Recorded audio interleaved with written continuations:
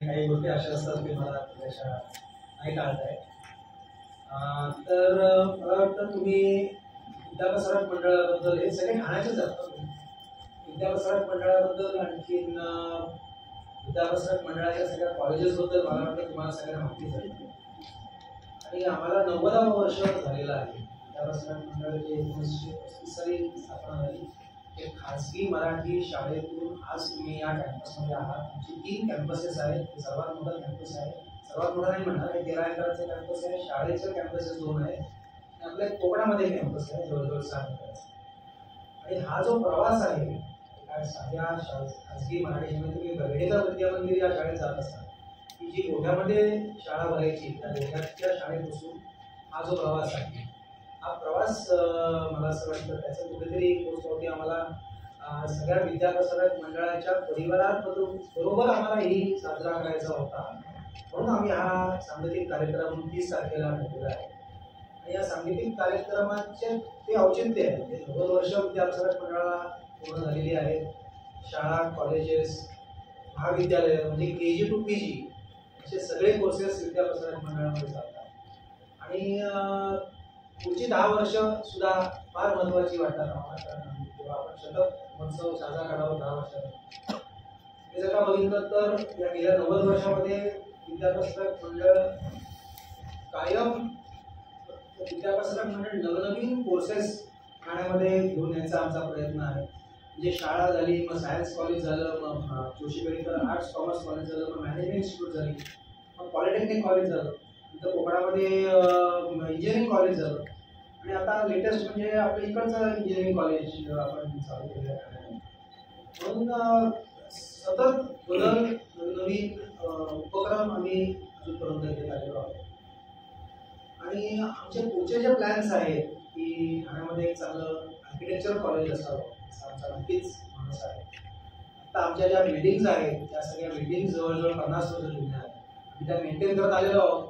आता काळाप्रमाणे आम्हाला त्या बदल करायचे आहेत, त्याच्यामध्ये इन्फ्रास्ट्रक्चरल चेंजेस आणायचे आहेत असे आमचा माणूस आहे. परत इंजिनिअरिंग कॉलेजमध्ये AI पासून रॉबोटिक्सपासून आम्हाला नवीन नवीन कोर्सेस आणायचे आहेत. अशा सगळ्या गोष्टींसाठी हेही आम्हाला ठाणेकरांना सांगायचं आहे की पुढच्या 10 वर्षामध्ये विद्याप्रसारक मंडळामध्ये मंडळ खूप वेगळ्या प्रकारचे उपक्रम आम्ही घेणार आहोत आणि वी आर व्हेरी कॉन्फिडंट की आम्ही त्याच्यामध्ये सक्सेसफुल होणार आहोत. हा जो सांगीतिक कार्यक्रम आहे, खरं म्हणजे जुन्या लोकांना माहिती असेल की विद्याप्रसारक मंडळ पूर्वीपासून असे खूप कार्यक्रम विद्याप्रसारक मंडळात झाले. म्हणजे अशी मोठी नावं तुम्ही कुठलीही घ्या, पूर्वी सगळे आपल्याकडे येऊन गेले. म्हणजे भीमसेन जोशीपासून रविशंकर, भीमसेन जोशी, बिस्मिल्ला खां, अमृत जलोटा, हरिप्रसाद चौरसिया असे सगळे दिग्गज कलाकार आपल्याकडे येऊन गेलेले आहेत. मधला काळ थोडा वेगळा होता म्हणण्यापेक्षा ते खरं सांगायचं खूप खर्चिक झालं. पूर्वी कसं त्याचा खर्च एवढा जास्त व्हायला लागला म्हणून मधल्या काही काळांमध्ये आम्ही ते केलं नाही. पण आता त्यालाच अनुसरून आम्ही हा कार्यक्रम ठेवला आहे. ओंकार दादरकर जे मला माहिती असतील, ओंकार दादरकर जे गायनात त्यांचं खूप चांगलं प्रावीण्य आहे. त्यांचं म्हणजे आमचा कार्यक्रम 5 पासून चालू होणार आहे. एक छोटासा विद्याप्रसारक मंडळाचा अर्धा तासाचाच कार्यक्रम असेल. त्याच्यामध्ये आम्ही एक छोटीशी फिल्म दाखवणार आहोत विद्याप्रसारक मंडळावर. खरं सांगायचं तर त्या दिवशी आम्ही अपील करणार आहोत लोकांना. कारण विद्याप्रसारक मंडळ लोकांनी दिलेल्या देणगीवरच उभं आहे. आज हे जे सगळं तुम्ही बघताय, आम्हाला हितचिंतकांनी जी काही देणगी दिलेली आहे त्याच्यावरच विद्याप्रसारक मंडळाचा प्रवास आतापर्यंत झाला आहे. आणि याच्या पुढे तो तसाच होणार आहे. आम्हाला कुठल्याही इंडस्ट्रियलिस्ट किंवा कुठल्याही राजकारण्यांचं बॅकिंग नाही. लोकांचा विश्वास विद्याप्रसारक मंडळावर आहे आणि त्याच्यातून लोकांनी आम्हाला जी मदत केलेली आहे, ठाणेकरांनी मदत केलेली आहे, ठाण्याच्या बाहेरच्या लोकांनी मदत केलेली आहे, अशीच मदत त्याच्या पुढे लोकांची आम्हाला होणार आहे याची आम्हाला खात्री आहे. तेही आम्ही लोकांना अपील करणार आहोत की आमचे काय प्लॅन्स आहेत पुढचे. आणि नंतर ओंकार दादरकरांचं गाणं असेल, एक थोडासा ब्रेक असेल, मग राकेश चौरसियांची भाषण असेल, असा हा कार्यक्रम आहे. याचं invitation it is by invitation, but invitation तेच सांगितलं की it is open for all. आम्ही जरा डाटा करत होतो, विद्याप्रसारक मंडळातून 2.5 ते 3 लाखापेक्षा जास्ती विद्यार्थी गेल्या शिक्षण घेऊन गेलेले आहेत. हा केवढा मोठा नंबर आहे. 2.5-3 लाख विद्यार्थी म्हणजे झालं काय. 3 लाख विद्यार्थी आहेत, त्यांचे नातेवाईक आहेत, या सगळ्यांना याच्यासाठी आमंत्रण आम्ही दिलेलं आहे. आत्ता आमचा एक्झिस्टिंग स्टाफ आहे, त्यांच्याबरोबर आम्हाला आमचा जो परिवार आहे, जवळजवळ 1000च्या वरती आमचा परिवार आहे, त्या सगळ्यांना आम्ही बोलवलेलं आहे. तसंच सगळ्या ठाणेकरांना इन्व्हिटेशन उपलब्ध आहे. तुम्ही विद्याभ्यास मंडळाच्या ऑफिसमधून जाऊन घेऊ शकता. ही इन्व्हिटेशन आहेतच, पण डायरेक्टली जरी कोणी त्या दिवशी आले तर कोणालाही हा कार्यक्रम विनामूल्य आहे. ज्याला विद्याभ्यास मंडळाबद्दल आपुलकी आहे, ज्याला संगीताची आवड आहे, त्या सगळ्यांना हा कार्यक्रम मोफत तिथे आलात तर तुम्हाला नक्की हा ओपनवर असणार आहे. आपला टर्फ बघितलाय तुम्ही, ओपनवर कार्यक्रम कसे कमी होतात हल्ली. आपल्याकडे लकीली चांगलं टर्फ आहे, सध्या हवाई खूप चांगली आहे संध्याकाळची. म्हणून सगळ्यांना ठाणेकरांना आम्हाला अपील करायचं आहे, नक्की आम्हाला जेवढे जास्ती लोक येतील तेवढा आमचा उत्साहही वाढणार आहे. तर नक्की याच्यासाठी तुम्हालाही मी अपील करतो, सगळ्या पत्रकार तुम्ही सगळे त्या दिवशी या. तुमच्या परिवारातल्या लोकांना ज्यांना आवड असेल गाण्याची त्यांना सगळ्यांना घेऊन, म्हणून अशा स्वरूपाचा कार्यक्रम आहे. तेच तुम्हाला माहिती द्यायची होती. अजून आमचे जे प्लॅन्स आहेत त्याच्यामध्ये एक चांगलं विद्यापीठ असावं. विद्याप्रसारक मंडळ तसं बघायला गेलं तर आज विद्यापीठासाठी लागणाऱ्या निकषांमध्ये आम्ही बसतो, पण तरी आम्हाला अजून सुधारणा करण्यासाठी खूप वाव आहे असं आम्हाला स्वतःला वाटतं. तसं तुम्ही निकष बघितले तर आमच्याकडे जे कोर्सेस आहेत त्याच्यात आम्ही निकषात बसतो, नाही असं नाही. पण आम्ही लगेच विद्यापीठ करू का तसंही नाही. आम्हाला एक त्याचा दर्जा जो आहे तो आमचा दर्जा आम्हाला अजून खूप वाढवायचा आहे असं मला वाटतं. ज्या काही मूल्यांकनाच्या प्रक्रिया आहेत त्याच्यामध्ये आपली बहुतेक सगळी विद्यापीठ, आपली बहुतेक सगळ्या इन्स्टिट्यूट्स या नॅकनी A ग्रेड आपल्याला मिळालेली आहे. म्हणून जी काही सरकारी मूल्यांकन आहे त्याच्यामध्ये सुद्धा आपल्या विद्याभ्यासक मंडळाच्या सगळ्या इन्स्टिट्यूट्सचा चांगला क्रम आहे. तो अजून आम्हाला वाढवायचा आहे. आमची भूक न बघण्यातली आम्हाला सतत बदल हा विद्याभ्यासक मंडळाचा ध्येय असं म्हणायला हरकत. म्हणून या कार्यक्रमासाठी तुम्ही सगळ्यांनी या. ठाणेकरांना हे ओपन इन्व्हिटेशन आहे की या कार्यक्रमाला आमचा उत्साह वाढवण्यासाठी सगळ्यांनी यावं. हे तुम्हाला काही प्रश्न विचारायचे असतील तर प्रश्न विचारू शकता. विद्याभ्यासक मंडळाचा असा हेतू होता की सगळ्यांचा ओढ हा ठाणा, मुंबई, पुण्याकडे असतो, पण काही लोक इथे येऊ शकत नाही खूप कारणांमुळे. पण कोकणामध्ये अतिशय एक रुरल एरियामध्ये जिथे मुलांना, त्या लोकांना ठाण्यामध्ये किंवा मुंबईमध्ये येता येणार नाही, अशा मुलांना चांगलं दर्जेदार शिक्षण मिळावं म्हणून अतिशय मोठा कॅम्पस आपला विद्याभ्यासक मंडळाचा वेलेश्वर इकडे आहे. ते फार खेडेगाव आहे, अतिशय सुंदर आहे. तो बीच आहे, जे वेलेश्वरचा गुहागरचा बीच तुम्हाला माहिती असेल.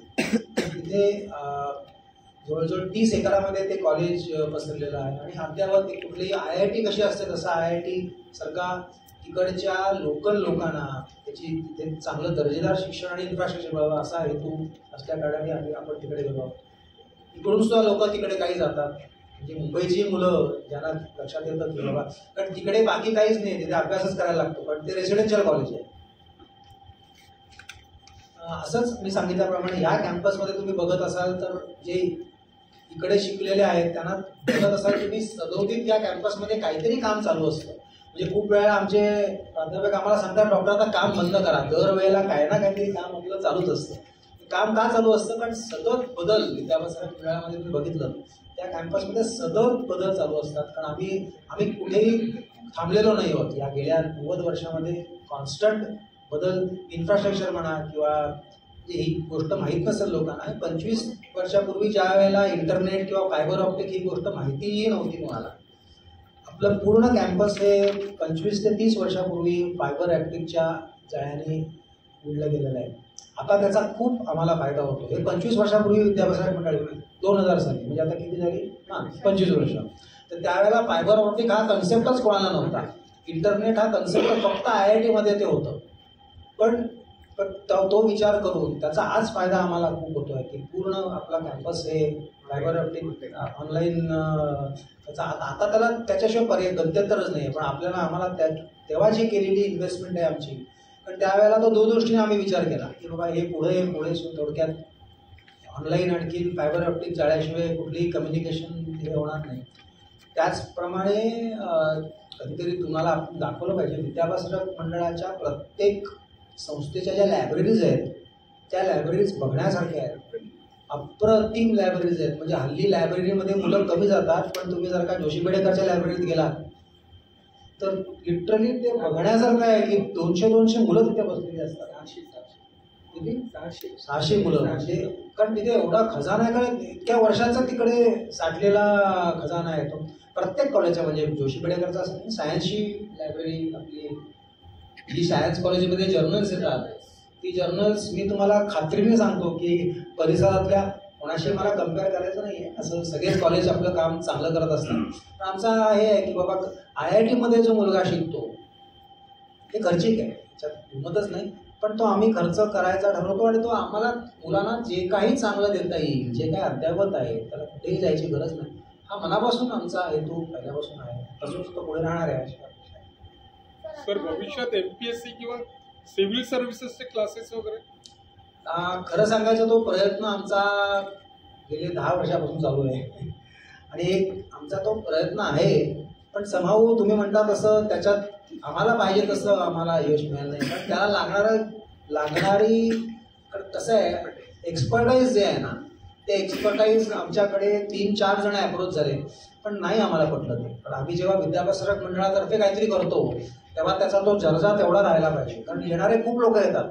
आज आपली सगळी महाविद्यालयं सगळी ऑटोनॉमस आहेत, म्हणून आम्ही ते करू शकतो.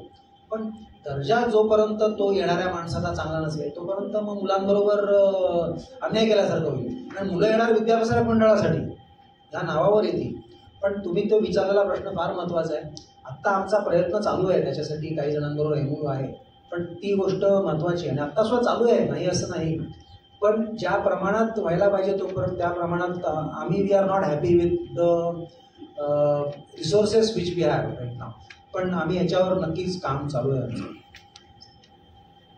तर आपण पहिल्या बॅचचे आता जो आपण कार्यक्रम माजी विद्यार्थ्यांसाठी खास ठेवतोय, तर पहिल्या बॅचचे जे आपले जे पास आउट स्टुडंट आहेत त्यांना आपण कसा कॉन्टॅक्ट करतो किंवा कोण येणार आहे? आता ते लकीली झालंय असं की ते पहिल्या बॅचचे शक्यच नाही, कारण पण 69 म्हणजे पण आम्ही सगळ्यांना हल्ली लकीली व्हॉट्सअप ग्रुप सगळ्यांचे आहेत, म्हणून सगळ्यांना व्हॉट्सअप ग्रुपवर आम्ही ते इन्व्हिटेशन पाठवलेलं आहे. येणारी आहेत काही लोक, आम्ही त्यांना सांगितलं आहे की तुम्ही आम्हाला, पण असं स्पेसिफिक हे जण येणार आहेत असं आम्हाला अजून कळलेलं नाही. पण मला वाटतं तुम्ही तुमचं ॲल्युमिनियम मिनिंग ठेवलेली आहे 83चं. पण अशा प्रत्येक कॉलेजनी त्यांच्या ग्रुप्समध्ये ते पसरत. पण आम्ही त्या पहिल्या बॅचच्या लोकांना वर्ग करणार असं त्या दिवशी कार्यक्रम नाही, कारण नाही तर तो खूप लांबतो कार्यक्रम आहे. कसं की 2 कार्यक्रम आहे, म्हणून तो जर का 5ला चालू करून आपल्याला 10पर्यंत संपवायचा असेल तर मग तो कुठेतरी आपल्याला आठवड्यात घ्यायला लागणार.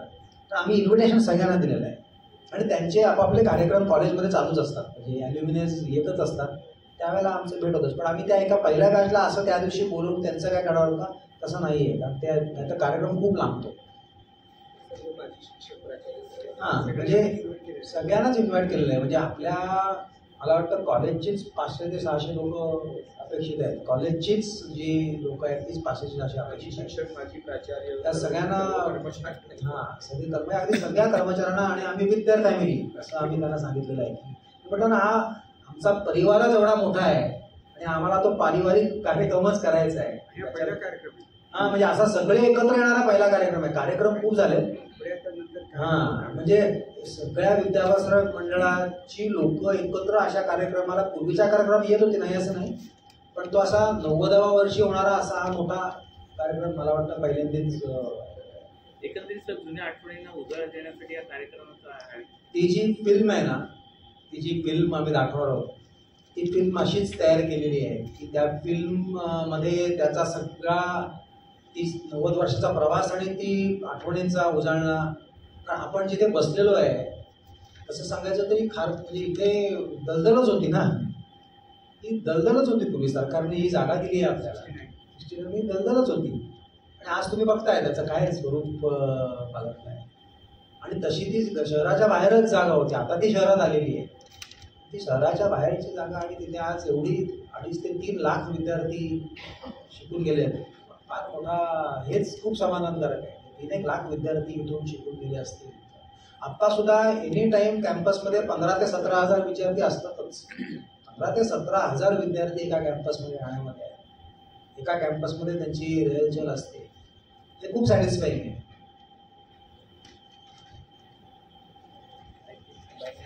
बाईट घेतली नाही.